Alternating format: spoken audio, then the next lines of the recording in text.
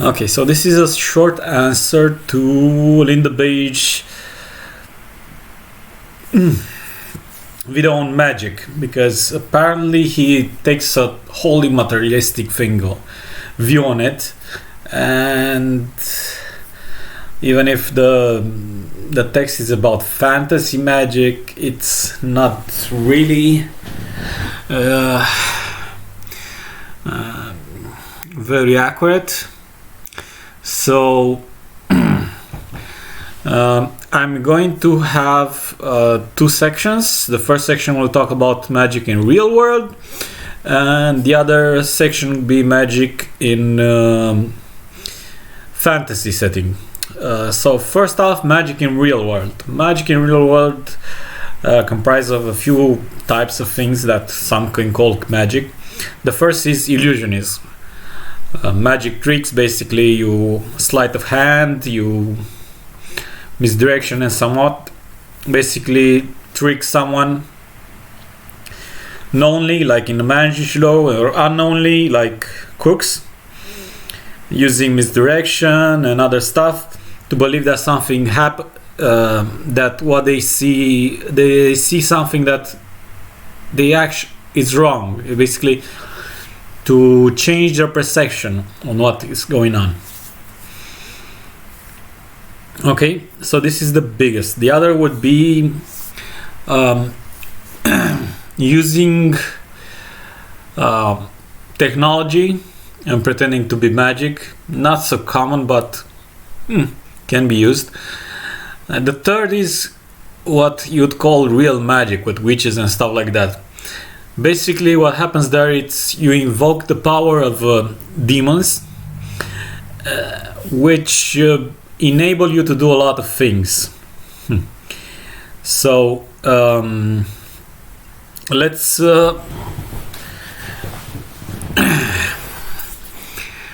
see what you can do with magic invoking demons. Before I start, I was going to say that you should never do this. There's no such thing as white magic. There's all the dark, and every time you invoke demons, something bad happens to you, basically because demons hate humans. So you cannot use magic and have a good end. And that's one of the limitations. Everything that is done by demons usually has a bad consequence to you and those around you and everyone else. So yeah, you should never do that. So first off, the biggest power demons have is the ability to basically do mass hypnosis, to be more accurate. Basically they can talk to the human spirit directly, and this means that they can trick a big group of people. Basically is like having a lucid dream. You think you experience something, but in fact you're just standing there like a moron while your brain receives wrong info from your sensory organs, and not from your sensory organs. Basically your sensory organs are bypassed, and you think you can think that you're running, you're doing something like that.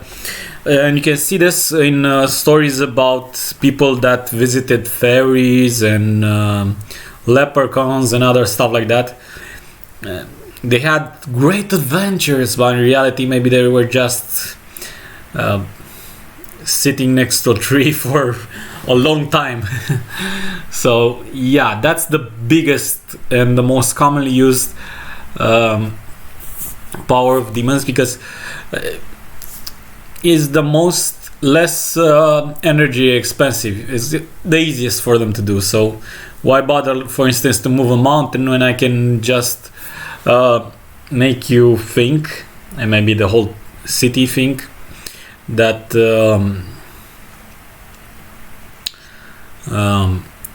you can move a mountain. The other power is the power of knowledge. Basically they know a lot of things about the past, so they can provide you with a lot of info about the past, and sometimes even pretend to be the spirit of the dead, like you see in divinations. So, but they don't know everything, and their knowledge is often incomplete and with errors in them, so that's not very reliable. Okay, and because they have a lot of information about the past and about the character of people, they can often make prediction about short-term things, because in the end, most things that happen in the world are just dependent on our decisions as humans to go right or left, or do something or not do something, or do something else. It's your decision if you want to give some money to the poor or not. And someone that knows about a lot of history and about what people want to do, because as I said, they can communicate with the mind and the soul of the person directly, they can predict a lot of things. The other power is to affect nature. Basically, they have certain powers over forces of nature. They can create storms, rain and so on. They can cause illness to people. They can cause certain let's say desires, basically more like exacerbate certain feelings from your body. They have big strength, so they can move stuff with ease, heavy stuff. They can fly. They are very fast, so they can become visible. They can manifest as they can appear as various things, again related to the first power. Of course, they cannot heal things, but if you have an illness caused by them, they can stop it. Basically, it's like, if I kick you in the head continuously and then stop hitting you, of course the pain will go away, something like that. So their power is limited to some things, but they can pretend to do a lot of other things. Like, for instance, they can make you believe, as I said, the power to make believe is great, that you can see your dead rising and stuff like that. So very, very nasty things. But of course, you should never use this power, because it always has a bad consequence. And then there's what I don't like to be called magic, but materialistic thing. People that do not believe there is anything outside the material world would call it, is the power of God, basically, which is basically stronger than the power of demons, because God created demons as angels which fell and so on, which basically it's God, of course, but generally, if you look, the power of God is mostly related to healing, raising the dead, basically doing good things. And often, and basically, you have to ask yourself if it's worth it. Basically, unlike demons, which basically for gaining souls on their side, they're willing to do anything, God doesn't do anything without purpose, and generally will not do what we call miracles, because that's the type of magic that it's not magic, it's the type of thing some call miracles, for no reason. Okay, so it has to have a good reason. Often demons pretend to be messengers of God, making miracles, see the false miracles of Fatima, which Catholics believe in, and so on. Okay, so this would be what real magic is. Now let's talk in a fantasy setting. Now, fantasy setting can have a lot of ways to deal with magic, but technically speaking, they relate. I would split it into two parts. Basically, the first part would be invoking spiritual entity, just like in real world magic. Basically, you invoke demons or God. Of course, I would not call miracles from God and magic, but for someone that believes only in the material world, maybe you may think that is the same. It's not, but anyway. To basically provide you with something, okay, that goes beyond what is natural world, the power of nature world. That's one type of magic, and it's generally the most common used. It doesn't matter if you invoke the power of fairies, you just imagine things or so on, use magic circles and stuff like that. That's only the medium for the invocation. It's not really. And there's a second type in a fantasy setting where magic is basically what the Asians call chi.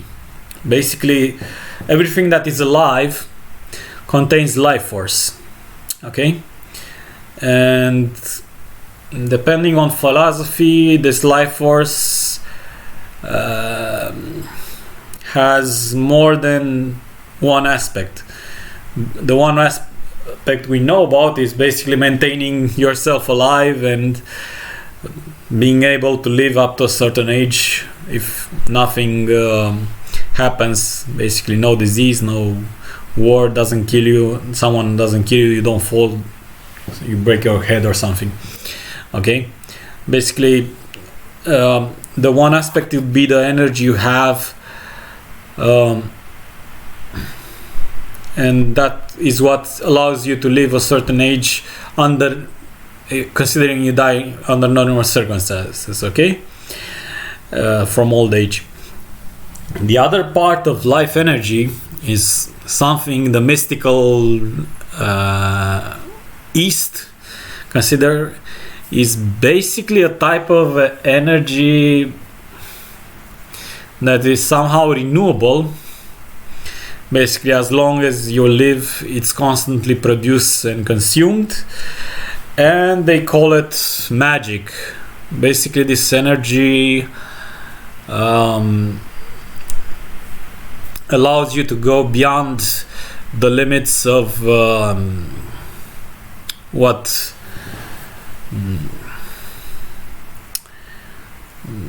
is around you.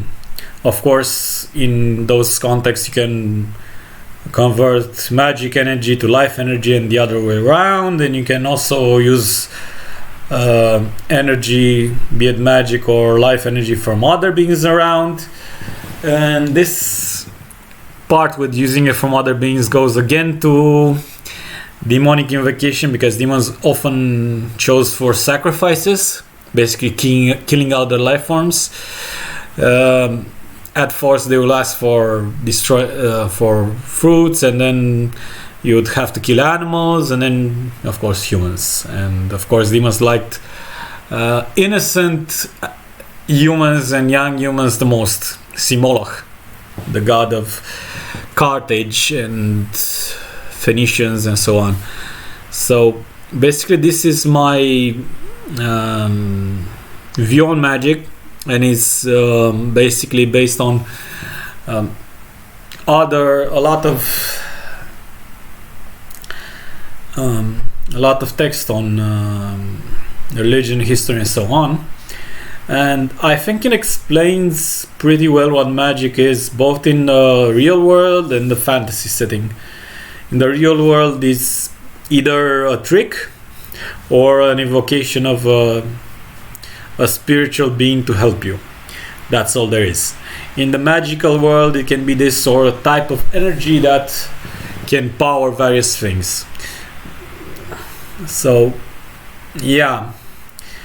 And the reason I felt the need to make this video was because Lindebeige said, okay,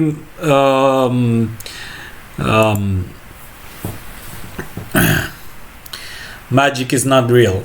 No, magic is not something that, she says that is not something that exists in the real world. I would say that is not something that exists in the material world, because spiritual world contains the material world. It's basically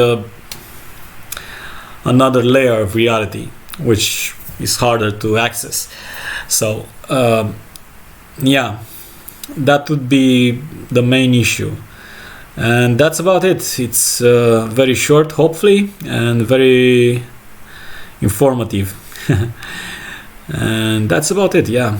And I think many of the magic powers of gurus and Buddhists and mediums can be explained by what I said in the first part. So yeah, okay.